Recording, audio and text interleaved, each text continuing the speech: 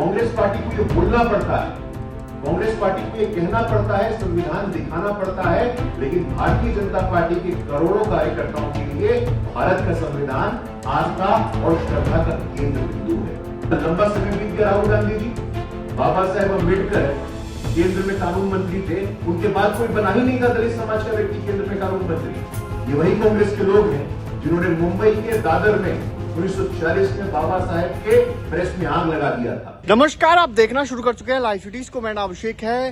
राहुल गांधी कल पटना आ रहे हैं और बड़ा कार्यक्रम आयोजित किया गया है, लेकिन इसको लेकर बीजेपी ने निशाना साधा है। राहुल गांधी से कई सवाल पूछे हैं और जवाब देने की बात कही है और साफ साफ कहा है, चैलेंज भी दिया है, संविधान को लेकर चैलेंज दिया है कि कोई आरक्षण को लेकर कहा है कि कोई छीन नहीं सकता जब तक बीजेपी की सरकार है। क्या कुछ कह रहे हैं बीजेपी के राष्ट्रीय प्रवक्ता गुरु प्रकाश पासवान, पहले आप वो सुनिए।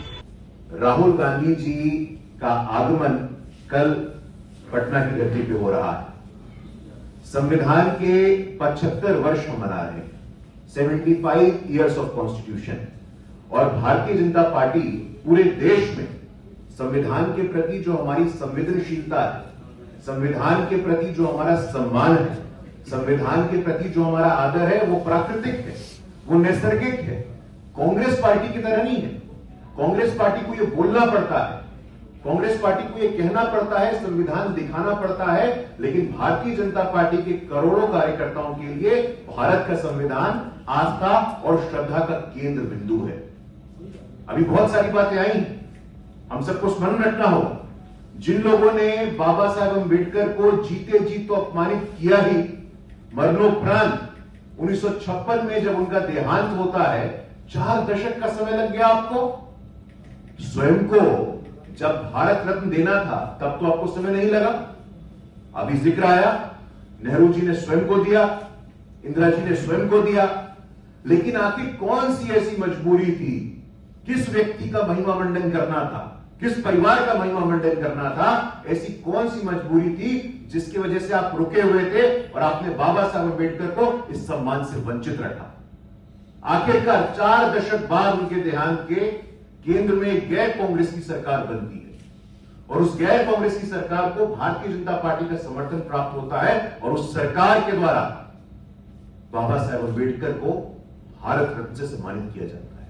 साथियों, में समझने की आवश्यकता है, आज राहुल गांधी जी और उनकी कांग्रेस पार्टी जो कह रही है कि सामाजिक न्याय, संविधान और बाबा साहेब अम्बेडकर के विचारों के ऊपर, उनकी विरासत के ऊपर उनकी ठेकेदारी है, ऐसा कतई नहीं है।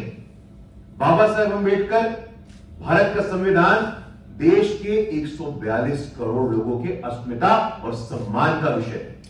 हमें बोलना चाहते कि राहुल गांधी जी, आपको मौका मिला था, आपने क्या किया। जब हमें मौका मिला, आपका मैं स्मरण कराना चाहता हूं, 2014 में जब भारत के प्रधानमंत्री पहली बार सदन में प्रवेश करते हैं, उस पहले प्रवेश में उनके भाषण का जो पहला लाइन होता है वो होता है कि मेरी सरकार गरीब, दलित, शोषित, पीड़ित और वंचितों की सरकार होगी। और आज तक आप देखिए, संविधान के सर्वोच्च स्थान पे एक आदिवासी की बेटी को बैठने का मौका मिलता है तो कब मिलता है? अब मिला। संविधान में संविधान की आत्मा, बाबा साहब अम्बेडकर कहते थे कि संविधान की आत्मा, the soul of the constitution is based in the preamble. संविधान की आत्मा संविधान के प्रस्तावना में बसती है। उस संविधान की प्रस्तावना को छीन करने का काम आपने किया और आज आप संविधान के नाम पे राजनीति कर रहे हैं। हम पुनः इस बात को स्पष्ट कर देना चाहते हैं कि संविधान कोई पॉलिटिक्स का प्रॉप नहीं हो सकता है। थिएटर में प्रॉप होता है ना, आप लेकर के जाते हैं, हर बार आप संविधान से अवगत नहीं है, संविधान के प्रावधानों से अवगत नहीं है, बाबा साहेब अम्बेडकर के योगदानों से अवगत नहीं है।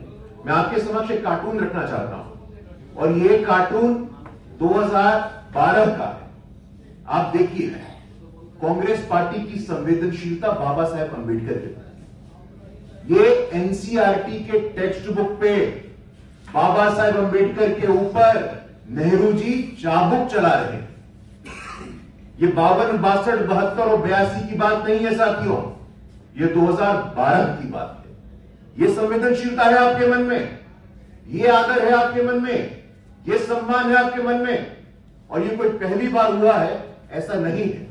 लगातार भारत रत्न की बात हो, सरकार में उनको हाशिए में रखने की बात हो, उनको काम न करने देने की बात हो, उनको जब जब मौका मिला तब तब उन्होंने बाबा साहेब के विरासत के साथ अपमान किया, अन्याय किया।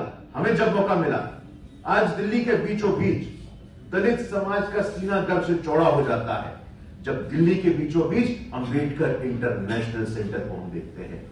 बाबा साहेब के विभिन्न आयामों पे शोध हो, इंटरनेशनल रिसर्च सेंटर बने, मोदी जी ने इसकी चिंता की है।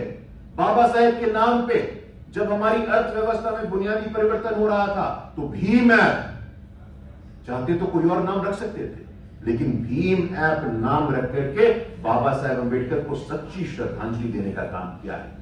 अभी पंचतीर्थ का जिक्र आया, बाबा साहेब की स्मृतियों से जुड़े हुए वो एक एक स्थान, जन्म स्थान हो, शिक्षा भूमि हो, दीक्षा भूमि हो, परिनिर्वाण भूमि हो, वो मात्र पर्यटन या पॉलिटिक्स का स्थान नहीं है, वो तीर्थ का दर्जा है।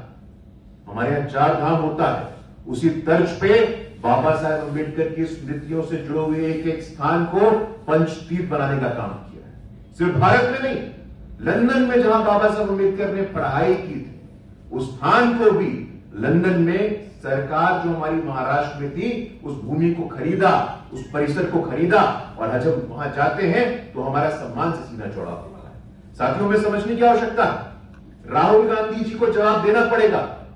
पिछले 1-2 साल से हम लोग देख रहे हैं संविधान, संविधान, सामाजिक न्याय, सामाजिक न्याय। आप लोगों से पूछते हैं कहां है SC ST OBC, कहां है SC ST OBC।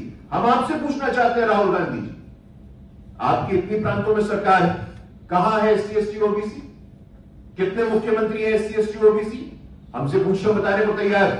उड़ीसा में मौका मिला पहली बार तो आदिवासी समाज को मुख्यमंत्री बना, छत्तीसगढ़ में आदिवासी समाज को मुख्यमंत्री बना, मध्य प्रदेश में दलित समाज का उप मुख्यमंत्री बना, राजस्थान में दलित समाज का उप मुख्यमंत्री बनता है तो भारतीय जनता पार्टी के कार्यकाल में होता है।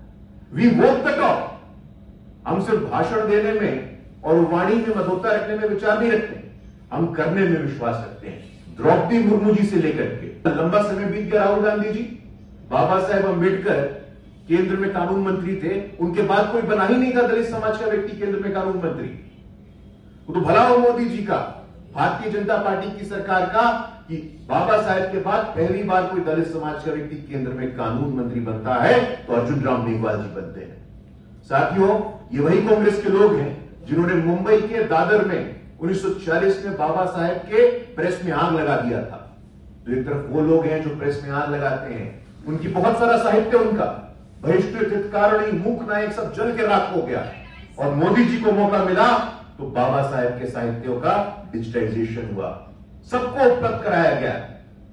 हमें इस बात को स्मरण रखना है, भूलना नहीं है कि कांग्रेस पार्टी का डीएनए दलित विरोधी है, आरक्षण विरोधी है, सामाजिक न्याय विरोधी है, संविधान विरोधी है।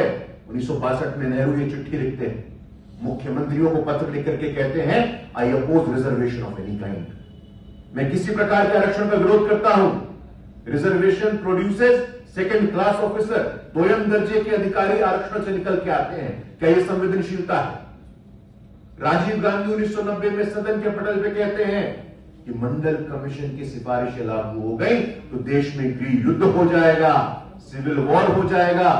राहुल गांधी जी देखिए निरंतरता है, 62 में परनाना बोल रहे हैं, 90 में पिता बोल रहे हैं, और पिछले साल राहुल गांधी जी विदेश की धरती पे जाते हैं और कहते हैं आरक्षण समाप्त कर देंगे। राहुल गांधी जी, आप क्या, आपका पूरा सिस्टम, आपकी पूरी पार्टी आरक्षण को हाथ तक नहीं लगा सकती है जब तक भारतीय जनता पार्टी की सरकार है, जब तक नरेंद्र मोदी जी हैं, तब तक आरक्षण को कुपित दृष्टि से देखने का साहस भी आप नहीं कर सकते। तो साथियों, राहुल गांधी जी आज जरूर रहे हैं बिहार की भूमि पे राजनीतिकरण करने के लिए, संविधान जो कि आस्था श्रद्धा का केंद्र है उसका पॉलिटिसाइजेशन करने के लिए, और उन लोगों के साथ बैठ रहे हैं जिन्होंने सामाजिक न्याय के नाम पे सिर्फ अन्याय, अपमान और अत्याचार किया है। इसलिए कल आप आए लोकतंत्र की जननी की भूमि पे तो ये स्पष्टीकरण देने का भी काम करे। आप सबका बहुत बहुत आभार और धन्यवाद। तो आपने सुना कि क्या कुछ कहा है बीजेपी के राष्ट्रीय प्रवक्ता ने, सीधे सीधे चैलेंज भी दिया है और कई बातों को लेकर भी कहा है, राहुल गांधी पर जमकर निशाना साधा है। तो बने रहिए लाइव सिटीज के साथ, हमारी यूट्यूब चैनल को सब्सक्राइब करिए, पेज को लाइक करिए। धन्यवाद।